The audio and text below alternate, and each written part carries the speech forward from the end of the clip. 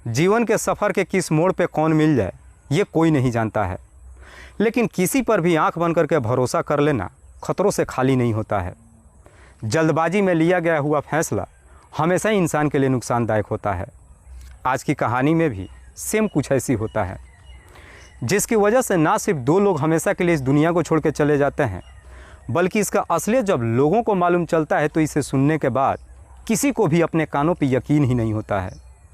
वाकई में दोस्तों, आज की जो कहानी है यह आपको भी सोचने और समझने पे मजबूर कर देने वाली है। नमस्कार, आदाब, मैं हसमुद्दीन और आप देख रहे हैं सफ़र क्राइम तक। आज की जो सच्ची घटना मैं आपको सुनाने वाला हूँ, दरअसल ये घटना है हरियाणा प्रदेश की। हरियाणा का एक ज़िला पड़ता है अम्बाला और इसी अम्बाला का एक थाना पड़ता है नारायणगढ़। नारायणगढ़ थाने के अंतर्गत एक गांव आता है गढ़ौली, और इसी गढ़ौली गांव का रहने वाला हरजिंदर सिंह। हरजिंदर जिसकी उम्र है 35 साल। हरजिंदर की पत्नी का नाम कमलप्रीत कौर। कमलप्रीत जिसकी उम्र है 31 साल। हरजिंदर का इकलौता बेटा राहुल। राहुल जिसकी उम्र है लगभग 11 साल, जो 5वीं क्लास का छात्र है। बात कर रहा हूँ मैं 19 मार्च 2018 की सुबह सुबह। कमलप्रीत अपने पति से कहती है कि मैं राहुल को लेकर अपने मायके जा रही हूँ। दरअसल राहुल के नाना की तबीयत खराब है। लेकिन कमलप्रीत जैसी इस तरह की बातें अपने पति से कहती है तो हरजिंदर कहता है कि ठीक है, लेकर के जाओ, लेकिन अगर तबीयत ज़्यादा सीरियस होगी तो मुझे भी बताना, मैं भी वहाँ पर आ जाऊँगा। राहुल जो पिछले कई महीनों से अपने पिता से कह रहा था कि मुझे कहीं घुमाने के लिए लेकर के चलो। हरजिंदर भी अपने बेटे से वादा कर दिया था कि जब तुम्हारा एग्ज़ाम ख़त्म हो जाएगा तो मैं तुम्हें मनाली घुमाने के लिए लेकर के जाऊँगा। लेकिन राहुल का जैसे ही एग्ज़ाम ख़त्म हो जाता है, राहुल को अपने माँ के साथ अपने नाना के घर जाना पड़ जाता है। 19 मार्च को सुबह सुबह कमलप्रीत अपने बेटे को लेकर अपने मायके के लिए रवाना होती है। कमलप्रीत जो पंजाब प्रदेश के पटियाला ज़िले के अंतर्गत बिल्लौर गांव की रहने वाली है। कमलप्रीत जब अपने बेटे को लेकर सुबह अपने मायके के लिए रवाना होती है, जैसे ही शाम होता है, हरजिंदर अपनी पत्नी के नंबर पर फ़ोन करता है ये जानने के लिए कि वो सही सलामत से अपने मायके पहुंची कि नहीं। लेकिन हरजिंदर जब कमलप्रीत के नंबर पर फ़ोन करता है, कमलप्रीत फ़ोन तो उठाती है, लेकिन काफ़ी हड़बड़ाहट में कहती है कि मैं अभी अपने मायके नहीं पहुंची हूं, बल्कि शहजादपुर में हूं। कमलप्रीत जैसे इस तरह की बातें अपने पति से कहती है तो हरजिंदर पूछता है कि तुम शहजादपुर में क्या कर रही हो और वहाँ पे तुम्हारा क्या काम है। इस पर कमलप्रीत कहती है कि मुझे यहाँ पे थोड़ा सा काम था, मैं काम निपटा कर तुरंत ही तुम्हें फ़ोन करती हूँ। लेकिन कमलप्रीत जब फ़ोन पे बातचीत करती है वो काफ़ी घबराए हुए थी। हरजिंदर इससे पहले कि कमलप्रीत से कुछ और पूछताछ करता, कमलप्रीत फ़ोन कट कर देती है, जिसे सुनकर हरजिंदर भी काफ़ी परेशान हो उठता है।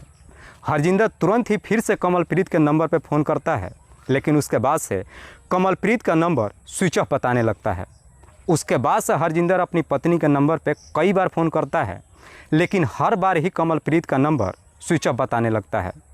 इसलिए हरजिंदर अब अपने ससुराल में फ़ोन करता है कमलप्रीत के बारे में जानने के लिए।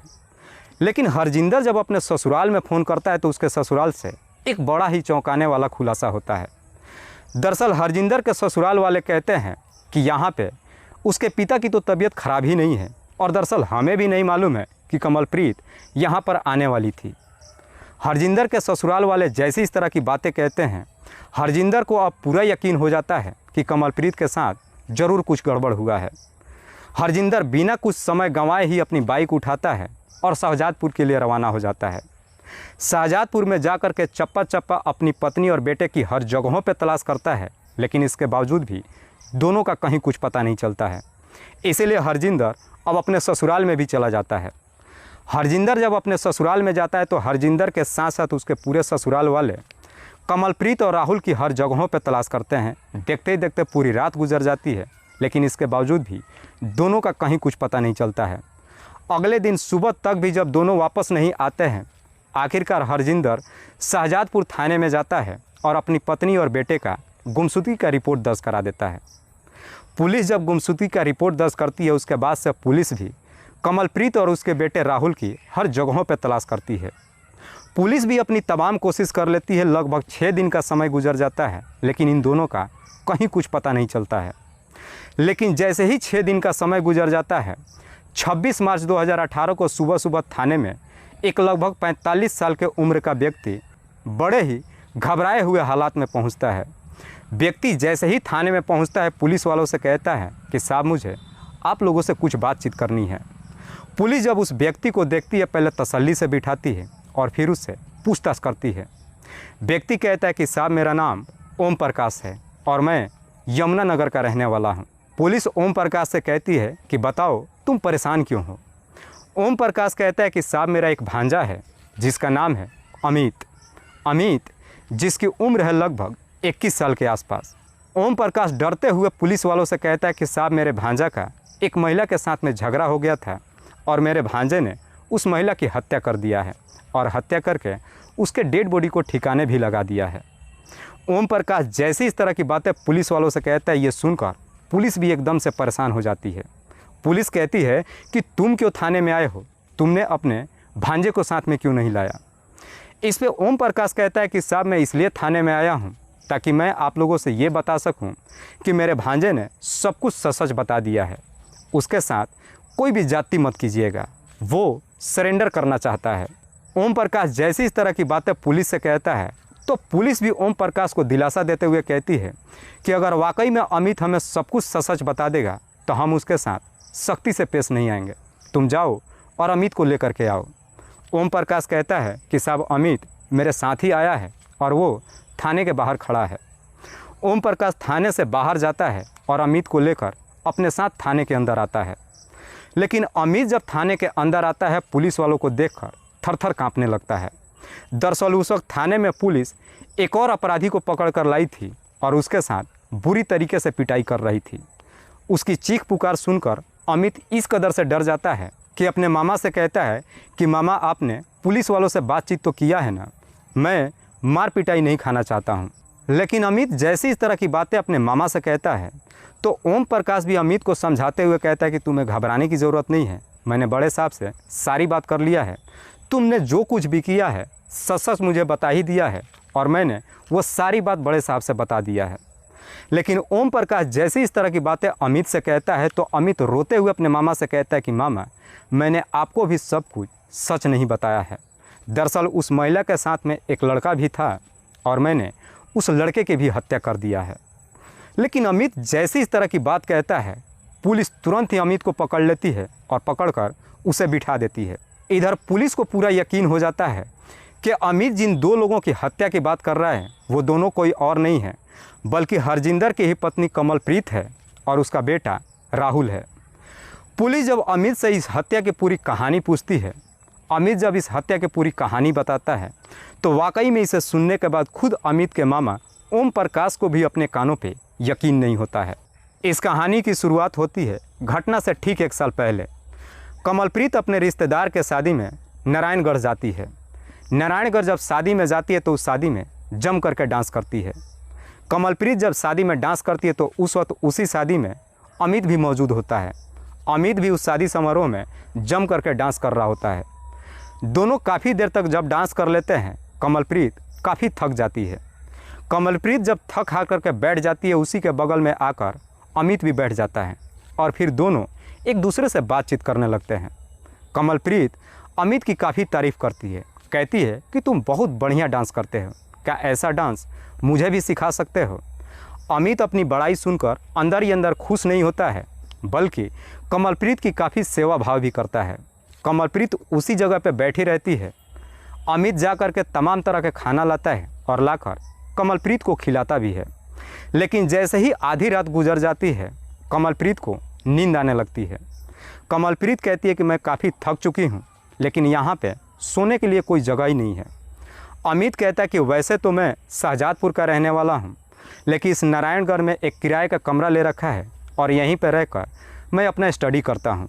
अगर तुम बुरा ना मानो तो मेरे कमरे पर चलकर तुम आराम कर सकती हो। अमित जैसी इस तरह की बातें कमलप्रीत से कहता है, ये सुनकर कमलप्रीत को थोड़ा सा अटपटा लगता है लेकिन इसके बावजूद भी कमलप्रीत अमित की बात मान जाती है। अमित कमलप्रीत को लेकर के अपने कमरे पे जाता है, चारपाई बिछा देता है और उस पर कमलप्रीत सो जाती है और फिर उसी कमरे में नीचे दरी बिछाकर अमित भी काफ़ी गहरी नींद में सो जाता है। दोनों तो सो जाता है लेकिन जैसे ही थोड़ी देर का वक्त गुजरता है, दोनों की आंखें खुलती है और जैसे ही आंखें खुलती हैं दोनों एक दूसरे में समा जाते हैं। अमित जो कमलप्रीत से लगभग उम्र में 10 साल छोटा था, जब दोनों के बीच में पहली बार संबंध बनता है, इस संबंध से कमलप्रीत काफ़ी खुश होती है। उसके बाद से ये सिलसिला चल पड़ता है। उसके बाद से कमलप्रीत अपने पति से छुप छुपा करके कई बार मौका निकालती है और अमित से मुलाकात करती है। दोनों के बीच में जब प्रेम प्रसंग शुरू होता है, इस बात की जानकारी कमलप्रीत के पति को नहीं मालूम चलता है, लेकिन कमलप्रीत अमित से इस कदर से बेपनाह मोहब्बत करने लगती है कि अब अमित से शादी करने का फैसला कर लेती है। एक दिन कमलप्रीत अमित से कहती है कि मैं अपने पति को छोड़ देती हूँ और मैं तुमसे शादी कर लेती हूँ। लेकिन कमलप्रीत जैसी अपनी मन की बात अमित से कहती है, इसे सुनकर अमित को बड़ा अजीब सा लगता है। अमित सोचता है कि मौज मस्ती करना तक तो ठीक था, लेकिन मैं अब उससे शादी कैसे कर सकता हूँ। अमित ना तो हाँ में जवाब देता है और ना ही ना में जवाब देता है। जब वो चुप रहता है तो कमलप्रीत को भी लगता है कि अमित उससे शादी करना चाहता है। इसीलिए 19 मार्च 2018 को जब राहुल का एग्ज़ाम ख़त्म हो जाता है, अपने षड्यंत्र के तहत कमलप्रीत अपने बेटे को साथ लेकर अपने घर से निकल जाती है और अपने पति से ये कह के जाती है कि मैं अपने मायके जा रही हूँ। दरअसल कमलप्रीत अपने बेटे राहुल को लेकर सीधे अमित के पास पहुँच जाती है और अमित से कहती है कि मैं अपने पति को हमेशा के लिए छोड़कर आ गई हूँ और अब तुम मुझसे शादी कर लो। लेकिन कमलप्रीत जब अपने बेटे को लेकर के अमित के रूम पर पहुँचती है तो अमित भी काफ़ी परेशान हो जाता है। उस वक्त अमित कमलप्रीत को काफ़ी समझाने की कोशिश करता है कि मैं तुमसे शादी नहीं कर सकता हूँ। लेकिन उस दिन जब अमित अपने शादी से इनकार करता है तो अब कमलप्रीत भी अपने जिद पर उतर जाती है। कहती है कि मैं अपने पति का घर हमेशा के लिए छोड़कर आ गई हूँ और अब मैं शादी करूँगी तो सिर्फ़ और सिर्फ तुम ही से करूँगी। शाम के वक्त जब अमित के घर पे पहुँचती है, इसी बात को लेकर दोनों के बीच में काफ़ी देर तक बातचीत भी होती है। पूरी रात दोनों एक दूसरे से बातचीत करते हैं। अमित काफ़ी समझाने की कोशिश करता है, लेकिन कमलप्रीत अपने जिद से पीछे नहीं हटती है। अगले दिन जब सुबह हो जाता है, अमित फिर से कमलप्रीत को समझाने की कोशिश करता है, लेकिन जैसे ही दोनों एक दूसरे से बातचीत करना शुरू करते हैं, इसी बात को लेकर दोनों के बीच में झगड़े तकरार शुरू हो जाता है। अमित को जब लगता है कि कमलप्रीत अब उसकी बात नहीं मानने वाली है, अमित गुस्से में आ जाता है, अपने ही रूम से एक चाकू लाता है और उसी चाकू से कमलप्रीत के ऊपर हमला कर देता है, जिसकी वजह से कमलप्रीत की घटनास्थल पर ही मौत हो जाती है। लेकिन कमलप्रीत के ऊपर जब हमला करता है तो उस वक्त उसके सामने उसका बेटा राहुल भी मौजूद था। ये सारा नज़ारा राहुल अपनी नज़रों से देख लेता है। अमित को अब ये डर सताने लगता है कि अगर राहुल यहाँ से चला गया तो सबको सच्चाई बता देगा। इसीलिए अमित अब अपने आप को बचाने के लिए उसी हथियार से राहुल की भी हत्या कर देता है। उसके बाद से दोनों की डेड बॉडी एक चादर में लपेट के अपने ही घर में छुपा देता है और वहाँ से सीधे अमृतसर के वाहे गुरु मंदिर में जाता है। वाहे गुरु मंदिर में जा कर के खूब रोता है और अपनी गलतियों की माफ़ी भी मांगता है। लेकिन अगली सुबह जब वहाँ से रिटर्न अपने घर पे आता है, कमलप्रीत की हत्या को लेकर के वो काफ़ी परेशान हो जाता है। उसे समझ में नहीं आता है कि वो आखिर करे तो करे क्या। आखिरकार अगले दिन रात्रि के वक्त जब पूरा इलाका सो रहा था, दोनों की डेड बॉडी लेकर बड़ा गांव के किनारे बेगना नदी के पास जाता है। वहीं पे गड्ढा खोदकर और दोनों की डेड बॉडी उसी में डालकर मिट्टी भर देता है। उसके बाद अपने घर पे तो आ जाता है, लेकिन इसके बावजूद भी अमित काफ़ी परेशान रहने लगता है। आखिरकार एक फाइनली डिसीजन लेता है और जा कर के यमुनानगर अपने मामा ओम प्रकाश से मुलाकात करता है और ओम प्रकाश से अपनी सारी हकीकत ही नहीं बताता है, बल्कि कहता है कि मैं पुलिस को सरेंडर करना चाहता हूँ। वाकई में अमित जब ये पूरी कहानी पुलिस वालों को बताता है तो पुलिस अमित के बताए हुए तहरीर पर उसके जगह पर लेकर जाती है। वहाँ से जब गड्ढा खोदती है तो आखिरकार उस गड्ढे से कमलप्रीत और उसके बेटे राहुल दोनों की डेड बॉडी बरामद होती है। इधर फिलहाल पुलिस ने अमित को अपने कस्टडी में लेकर जेल तो भेज दिया है, लेकिन जब इसका असलियत कमलप्रीत के पति हरजिंदर और हरजिंदर के ससुराल वालों को मालूम चलता है तो इसे सुनने के बाद किसी को भी अपने कानों पर यकीन ही नहीं होता है कि कमलप्रीत अपने प्यार में इस हद तक कदम आगे बढ़ा चुकी थी। दोस्तों, इस घटना को सुनाने का उद्देश्य मुझे किसी को परेशान नहीं करना है, किसी को तकलीफ़ नहीं पहुंचाना है। बस आपको बताना है आप जहां भी रहें सुरक्षित रहें और अपनों का ख्याल रखें। तब तक के लिए जय हिंद, जय भारत।